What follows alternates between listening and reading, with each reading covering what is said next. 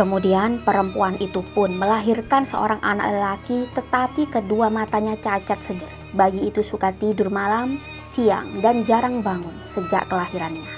Diketahui Dajjal tidak mau menyusui dan selalu tertidur, hingga mengakibatkan payudara sang ibunda mengalami pembengkakan hebat dan menimbulkan panas yang luar biasa.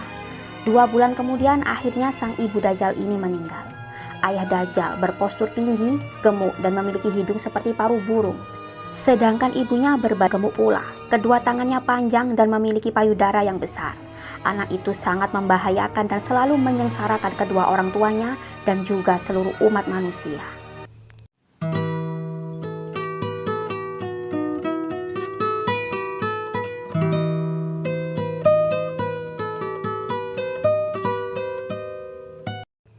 Assalamualaikum warahmatullahi wabarakatuh. Diketahui Dajjal adalah seorang manusia pendusta dan penebar fitnah terbesar yang lahir dari keturunan Yahudi. Dalam berbagai riwayat, Dajjal kelak akan dibunuh oleh Nabi Isa alaihissalam dan atas izin dari Allah Ta'ala di akhir zaman. Peristiwa ini menjadi salah satu tanda-tanda terjadinya hari kiamat. Dajjal bukan jin ataupun makhluk yang lain, tetapi ia manusia biasa yang ditangguhkan ajalnya seperti halnya Nabi Isa alaihissalam. Dajjal lahir di negeri Samirah, sebuah negeri kecil di Palestina warisan dari Nabi Sulaiman. Yaitu negeri Samirah ini berasal dari seorang dari Bani Israel, pembuat berhala sapi dari emas. Ia adalah pengikut Nabi Musa alaihissalam yang kemudian sesat dan merupakan tokoh kafir yang sudah disebut dalam Al-Quran. Dajjal lahir dari seorang ayah dan ibu keturunan Yahuda atau yang sekarang ini disebut Yahudi yang 31 tahun tidak dikaruniai anak. Ketika lahir, Dajjal menjadi anak yang paling menyengsarakan kedua orang tuanya. Sebagaimana digambarkan oleh Rasulullah SAW, ayah dan ibu Dajjal itu melewati pernikahannya selama 30 tahun tanpa melahirkan satu anak pun. Kemudian lahirlah dari mereka, yakni seorang anak laki-laki yang buta sebelah matanya. Ia menjadi orang yang paling berbahaya dan paling sedikit manfaatnya bagi kedua orang tuanya dan bagi umat manusia. Kedua matanya tertidur, tetapi hatinya tetap terjaga. Keluarga Dajjal, ayah dan ibunya adalah penyembah berhala. Mereka menyembah berhala berbentuk sapi betina. Dan Dajjal ini lahir 100 tahun sebelum kelahiran Nabi Musa alaihissalam. Ada yang menyebutkan cikal bakal Dajjal lahir dari nama Musa Samiri, si pembuat berhala sapi emas. Dajjal disebutkan lahir dari hasil hubungan ketika ibunya sedang menstruasi. Lalu terjadilah kehamilan sebagai pengaruh perbuatan iblis. Dikisahkan pada malam yang menakutkan diiringi hembusan angin dan hujan yang sangat lebat, pasangan suami istri itu mendengar suara dari patung sapi betina yang mereka anggap sebagai Tuhan mereka. Kemudian patung itu memberitahu kepada mereka akan kelahiran seorang anak. Syaitan mengetahui keinginan suami istri itu mendambakan seorang anak laki-laki. Karena itu syaitan memperdaya berhala itu seakan-akan memberi karunia anak dan meminta korban-korban sesembahannya. Demikianlah cara syaitan menipu daya manusia. Singkat cerita, akhirnya perempuan itu pun melahirkan anak lelaki, tetapi kedua matanya cacat sejak lahir. Bayi itu suka tertidur malam, siang, dan jarang bangun sejak kelahirannya. Dajjal tidak mau menyusui dan selalu tertidur, hingga mengakibatkan payudara sang ibunya ini mengalami pembengkakan hebat dan menimbulkan panas yang luar biasa. 2 bulan kemudian sang ibu Dajjal ini diketahui meninggal dunia. Ayah Dajjal diketahui berpostur tinggi, gemuk, dan memiliki hidung seperti paruh burung, sedangkan ibunya berbadan gemuk pula. Kedua tangannya panjang dan memiliki payudara yang besar. Anak itu sangat membahayakan kedua orang tuanya dan juga umat Islam kala itu. Bukan hanya ibunya saja yang merasakan kesengsaraan, sang ayah pun demikian. Adapun kesialan yang dibawa Dajjal bagi ayahnya ialah setelah kira-kira 4 tahun, Dajjal hanya diam dan tidur saja sejak kelahirannya. Pada suatu malam, anak itu bergerak merangkak seperti balita pada umumnya. Ia berjalan ke arah patung-patung berhala, kemudian tidur di sisi patung itu. Lalu sang ayah pun bangun dan keesokan harinya dan mendapati anaknya tertidur di pangkuan patung tuan mereka. Ayahnya kemudian memanggil para tetangganya dan berita itu menyebar luas. Penduduk sekitar berbondong-bondong datang untuk menyaksikan hal tersebut.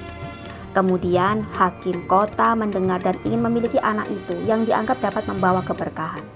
Maka diutusnya mata-mata untuk membuat siasat. Maka dihadapkanlah ayah Dajjal kepada hakim kota dan dipaksa untuk mengaku bahwa kabar berita itu adalah hasil rekayasa dirinya semata. Kemudian sang ayah Dajjal ini dipenjara dan disiksa, sementara Dajjal diambil oleh hakim dan dirawat di dalam istana. Dalam menghadapi siksa di penjara, ayah Dajjal tidak kuat sehingga ia terpaksa mengakui kebohongan itu. Setelah ia mengaku, ayah Dajjal pun diusir. Maka tinggallah ia sebatang kara karena ulah anaknya itu. Setelah berada di dalam istana selama kira-kira 1 tahun 1 bulan, negeri Samiri dilanda bencana dahsyat. Allah Ta'ala memusnahkan negeri itu karena perbuatan penduduknya menyembah berhala dan maksiat yang melampaui batas. Kemudian Allah memerintahkan malaikat Jibril menyelamatkan anak itu, yaitu adalah Dajjal, dan membawanya ke sebuah pulau terpencil yang terletak di tengah-tengah lautan luas yang disebut Laut Yaman. Dan pulau yang didiami Dajjal ini dikenal dengan nama Jazirah As-Suban Ar-Rohib wa Ad-Daba Al-Halba, yakni sebuah pulau yang terdapat ular mengerikan dan hewan yang berbulu tebal. Hewan melata yang berbulu lebat inilah yang menjaganya selama Dajjal mendiami pulau itu. Hewan ini disebut sebagai Al-Jassasah yang bisa berbicara layaknya manusia. Pulau itu berukuran kecil bagaikan tumpukan bebatuan. Dan pulau itu terpisah dari gugusan pulau-pulau yang banyak jumlahnya.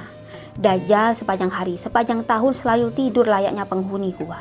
Sosok Dajjal yang diyakini akan muncul pada akhir zaman nanti dan akan dibunuh langsung oleh Nabi Isa alaihissalam sendiri. Ia disebut akan menawarkan sebuah kenikmatan kepada manusia yang kala itu tengah ditimpa kesulitan besar. Kondisi saat itu akan terjadi kekeringan, kekurangan makanan dan sebagainya.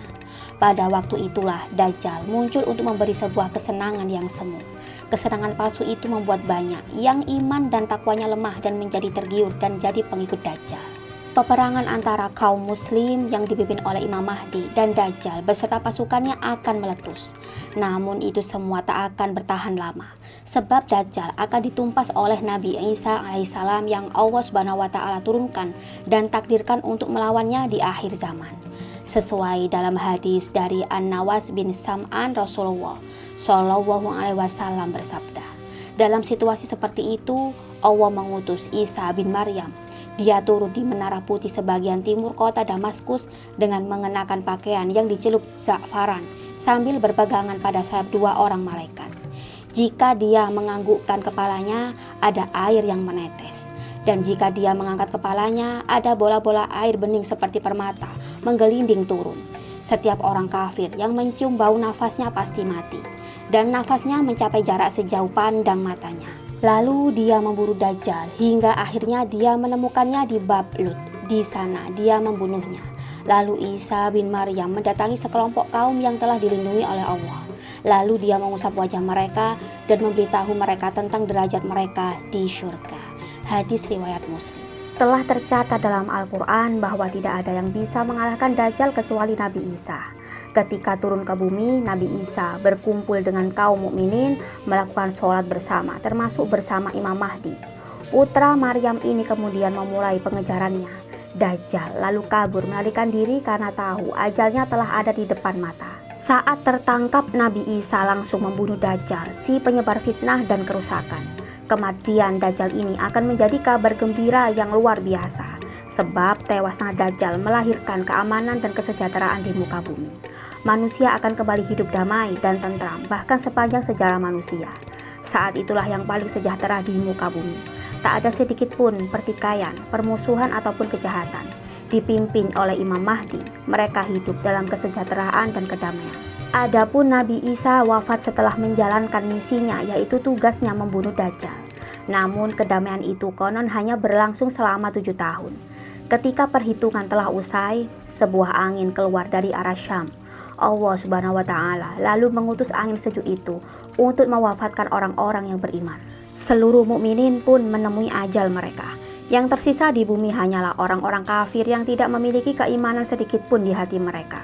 Bumi saat itu akan berisi orang-orang kafir yang buruk perangainya hingga datangnya hari pembalasan, yakni hari kiamat.